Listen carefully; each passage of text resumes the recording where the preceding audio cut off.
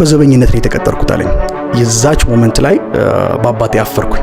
ይህን 2 ሰዓት ከ46 ደቂቃ የሚፈጅ ቃለ መጠየቅ የተመለከተ የትኛውም ሰው ያን በሁለት ክፍል ተዋቅሮ ልብን ያንጠለጠለ የሚዘልቅ ኢንተርቪው ያየ ማንኛውም ኢትዮጵያዊ ይህን ሰምና ወርቁን ትራጀዲ ያደረገ የህይወት ታሪክ የታዘበ የትኛውም ፍጡር ሬሄስ ፊልም እንጂ እሁን አይደለም፣ ይሄስ ተጽፎ የተጠና ስክሪፕት እንጂ የተኖረስ ህይወት አይደለም፣ ይሄ በአንድ ዕውቅ ደራሲ አይምሮ ውስጥ ተጸንሶ በዳኒና ማርታ ገጸ ባህሪነት የተተወነ የልብ ወለድ ድርሰት ነው ብሎ ቢያስብ በርግጥም ልክ ይሆናል።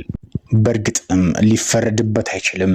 ከዛ ከ5 ወር በፊት በእንቁ ፖድካስት ከተላለፈው ቃለ ምልልስ መነሻችንን አድርገን ባሳለፍነው እሁድ የተላለፈውን የሴፉ ኢቢኤስ ኢንተርቪው መድረሻችንን አድርግና በውስጡ ያሉትን መቼቶችን መርምር።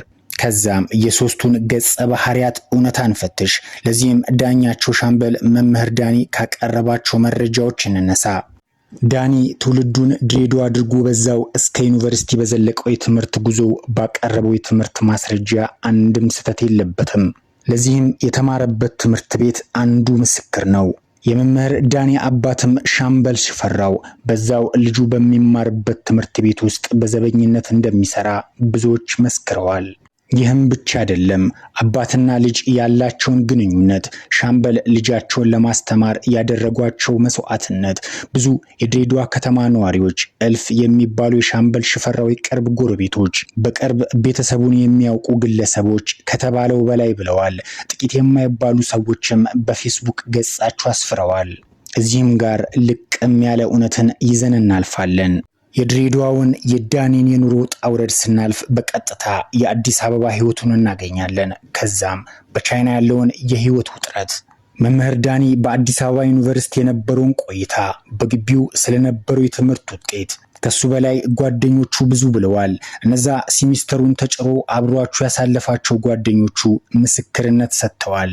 ዳኒ ስለ ቻይና ህይወቱ ብዙ ብሏል። ይህንም ስንመረምር ከውስጡ አንዳች ስህተት አናገኝም። እዚህ ጋር ማስረጃ ሆኖ የሚቀርብ ራሱ መምህር ዳኒ በትከሻው አንግቦት ሲዞር ከነበረው ዶክመንቶች ሊበልጥ የሚችል ማስረጃ ሊኖር አይችልም። ይህንም ተገቢውን እውነት የያዘ የዳኛቸው ሻምበል የህይወት ክስተት ሆኖ እናገኘዋለን። እዚህ ጋር ግን አናበቃም። ዋነኛ የመምህር ዳኒ የህይወት ፈተና የሚጀምረው ከቻይና ተባሮ በአዲስ አበባና በደብረ ዘይት በቆየባቸው ጊዜያቶች ነውና እሱን እንመርምር። የመምህሩ የአዲስ አበባና የደብረ ዘይት የጎዳና ህይወት፣ የዳኒ እኛ ህይወትን ለማሸነፍ የተመላለሰባቸው የከተማ አባሶች፣ እነዛ መምህር ዳኒ በተራባ አንጀቱ የተንከባለለባቸው የአዲስ አበባ ጎዳኖች፣ ያ መምህሩ ከህይወት አጋሩ ጋር በሚገባ የተፈተነበት ደሳሳ ጎጆ።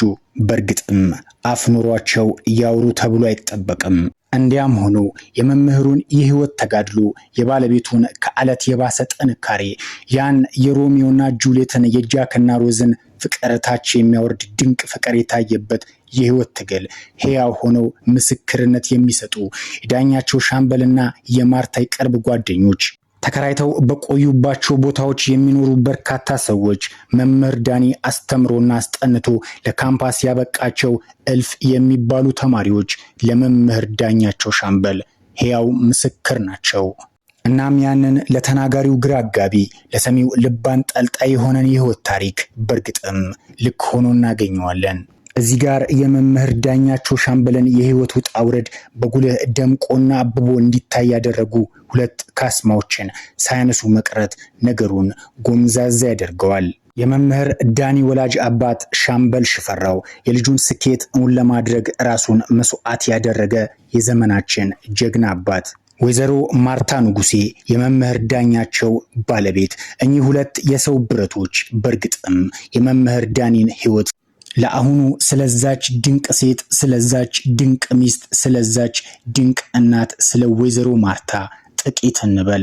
በዚች ጥቅምን ብቻ ባስቀደመች ዓለም ላይ ሆና ፍቅርና ፍቅርን ብቻ ያስቀደመች የዘመናችን ውዱ አፍቃሪ፣ መልካም ሴት ለባሏ ዘውድ ናት የሚለውን ቃል እውን ያደረገች፣ ፍቅርን በቃል ከሚያሽሞነሙኑት በላይ ፍቅሯን በጥበብ የኖረች ጥበበኛ፣ መምህሩ የህይወቱን ስኬት እውን ለማድረግ ከተራመዳቸው እርምጃዎች ፊት ለፊት ከነዛ ልብን ከሚያርዱ የሰቀቀን ህይወት አጠገብ አሁን ከደረሰበትም የስኬት ደረጃም ጎን በርግጥም ወይዘሮ ማርታ ንጉሴ ጉልህ ሚና ነበራት።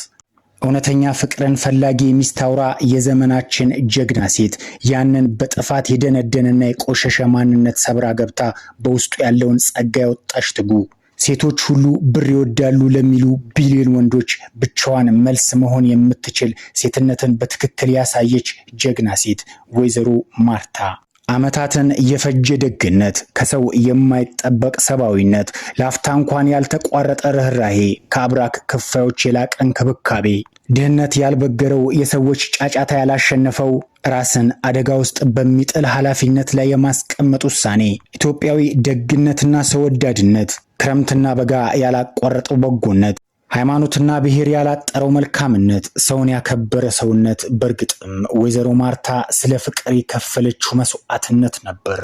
መምህር ዳኒም ይላል አሁን በዙሪያዬ ካሉት ነገሮች በጠቅላላ ህልሜ ብዬ ካስቀመጥኩት ራዕይ ብዬ ከያዝኩት ነገር እያለፍናቸው ካሉት ችግሮች እያለፍናቸው ካሉት የስኬት መንገዶች ሁሉ አንቺ ትበልጫለሽ። እወድሻለሁ። ፍቅርን ግለጽላት።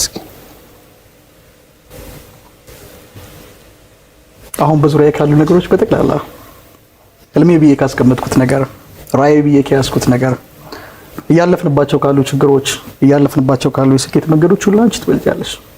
እወድሻለሁ።